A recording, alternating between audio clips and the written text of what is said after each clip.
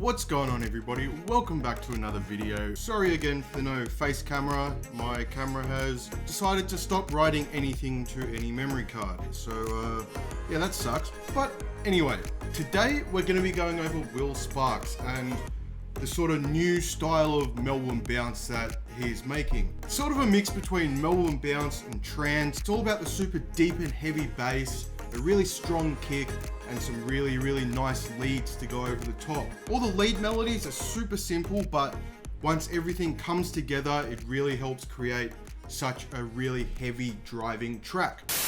But before we get into it, about 95% of you guys that watch my videos aren't subscribed. So make sure you hit the subscribe button, give the video a like, do all that sort of good stuff because it really does help out the channel. So without further ado, let's get into it. So this style that Will Sparks is making at the moment is almost trancey, and it's all about that super heavy bass with a really nice punchy kick to go along with it. And it's super important that those two work really well together. So first up, we've got our kick. For this track, I'm using two different kicks. We've got 1 and 2. So this bottom kick just has an EQ on it, just rolling off some of that low end, just so it doesn't fight the top kick. And then this top kick just has some of that low end rolled off, just anything below 25 Hertz, just to get rid of some of that low end mud. And then on the group channel, we've just got, again, another EQ, just getting rid of some of that low end mud. We've got a compressor doing about 3 dB of gain reduction. And then we've got an auto filter, which just sort of comes in later in the track. So this is what our kick is altogether. So you can see those two kicks separately aren't that strong, but laid on top of each other, they make something super strong and super punchy.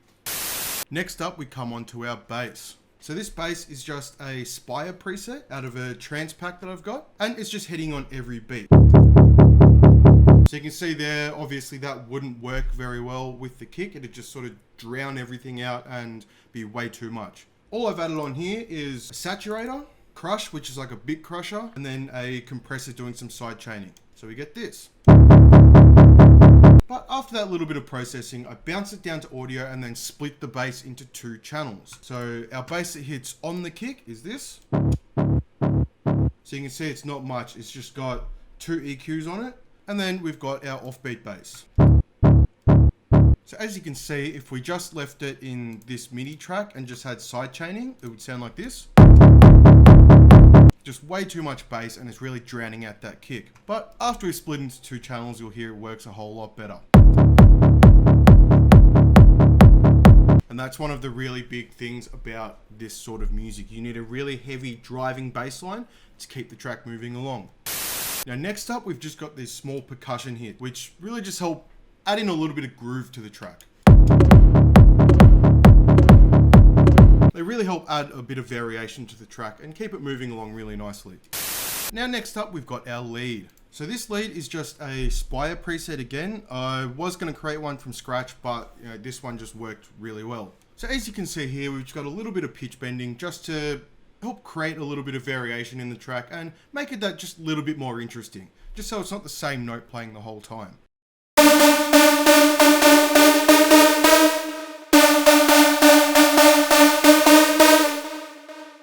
After I found the lead, I just added in EQ, just cutting most of the lows, compressor, doing a little bit of gain reduction, an overdrive for distortion, some reverb just to make it sound a little bit bigger. Got a bass clef's easy washout, which comes in a little bit later in the track. We've got another EQ cutting more lows, and then a compressor just side chaining.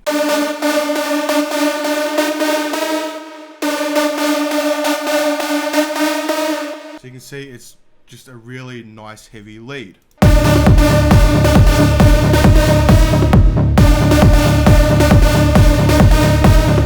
Then finally, for the last part of this drop, we've got our really deep, distorted saw. And then before I bounce it down to audio, it's just got a little bit of a pitch bend going down and then some reverb and delay. And then finally, we just added in a few more little effects and some drum fills and stuff just to make it sound a bit better. So we've got some white noise. Got a little white noise riser just to head into the little break between drops.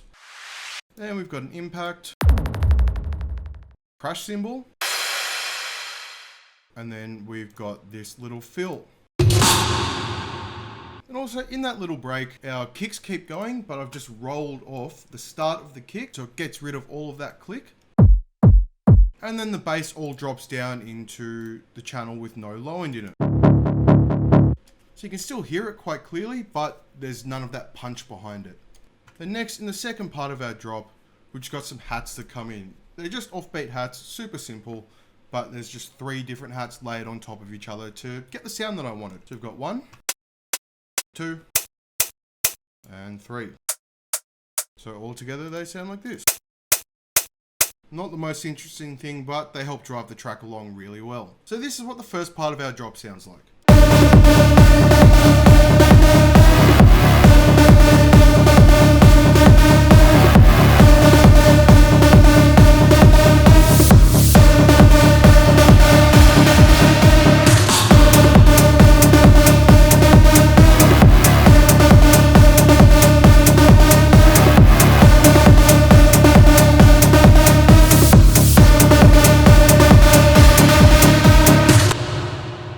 So then on the lead out to the drop, pretty much all I did was just change up the lead pattern a little bit.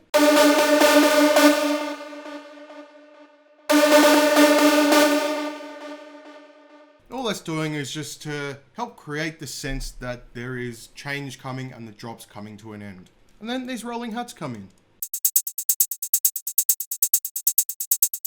And then as it comes to the end of this drop, the kick starts fading out, just with some EQ automation and some automation with the auto filter.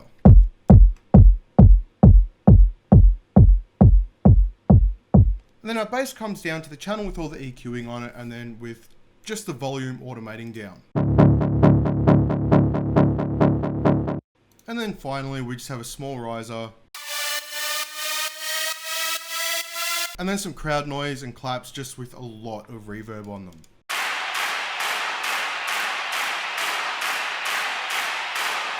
Then finally, a little percussion hit just sort of comes in with a bass clef easy washout, just making it sound bigger as the drop fades out. And then finally, just to lead out into the end of the track, all we've got is kick, bass, some drums, and then just a few little synth hits and stuff just to really show that the track's coming to an end. So that, everybody, is how you make a Will Sparks style trancey Melbourne bounce song.